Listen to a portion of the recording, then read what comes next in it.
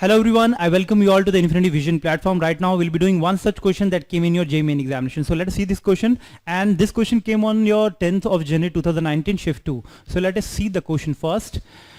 Two vectors A and B have equal magnitude. दो vectors हैं A और B, दोनों का magnitude already similar है ना, same है. The magnitude of A plus B is a resultant of these two vectors. इसका magnitude n times है A minus B के, है ना.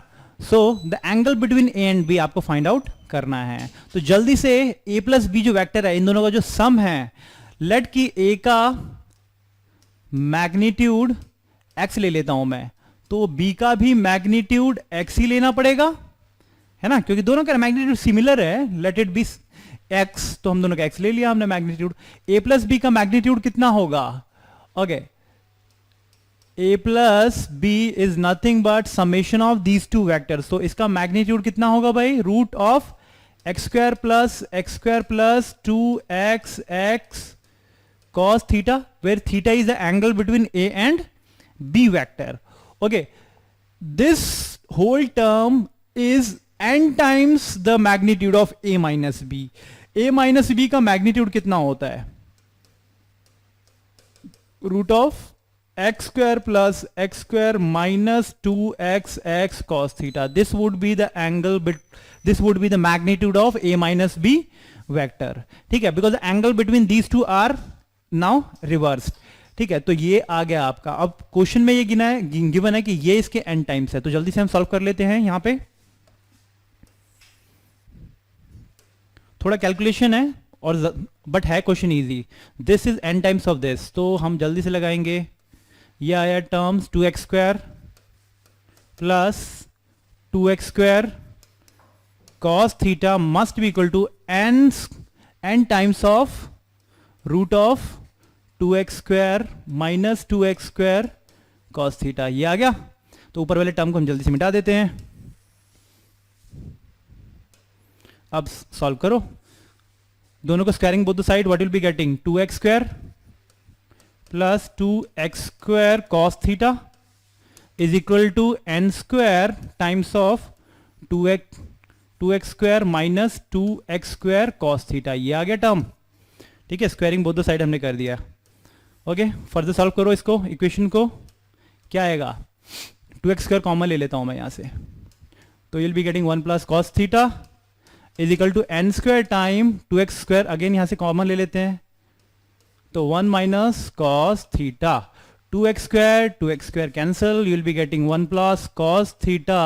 इसको इधर टर्म ले आते हैं, तो 1 minus cos theta is equal to n square. अब इसको सॉल्व कैसे किया जाए?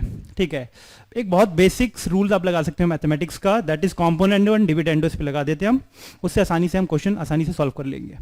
ठीक है, सो जल्दी से आ जाते हैं. इस पे कॉम्पोनेंडो एंड डिविडेंडो लगा देते हैं.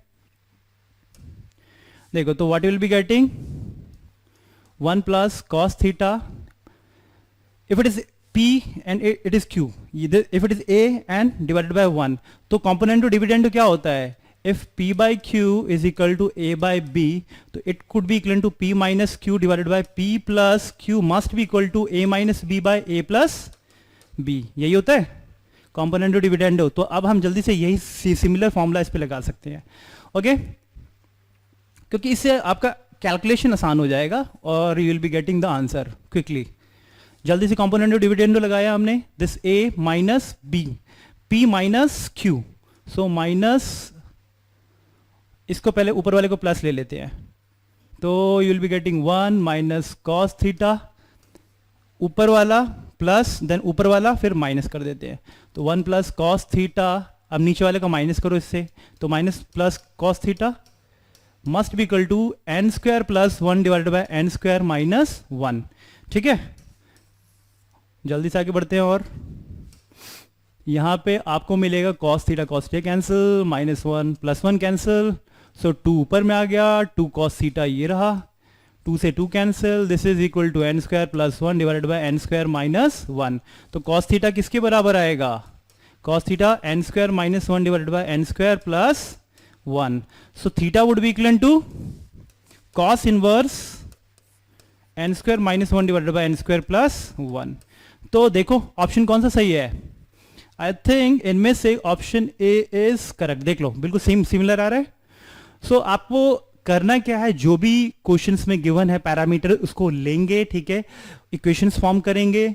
अब इसमें एक छोटा सा आप कंपोनेंट डिविडेंडो एक रूल्स लगा सकते हैं एंड ताकि आपका क्वेश्चन आसानी से आप सॉल्व कर सके, क्योंकि जेईई मेंस के एग्जाम में आपको थोड़ा सा छोटे छोटे ट्रिक्स आपको पता होने चाहिए, है ना, क्योंकि आपको ज़्यादा टाइम भी ना लगे और आसानी से आप सॉल्व कर सके।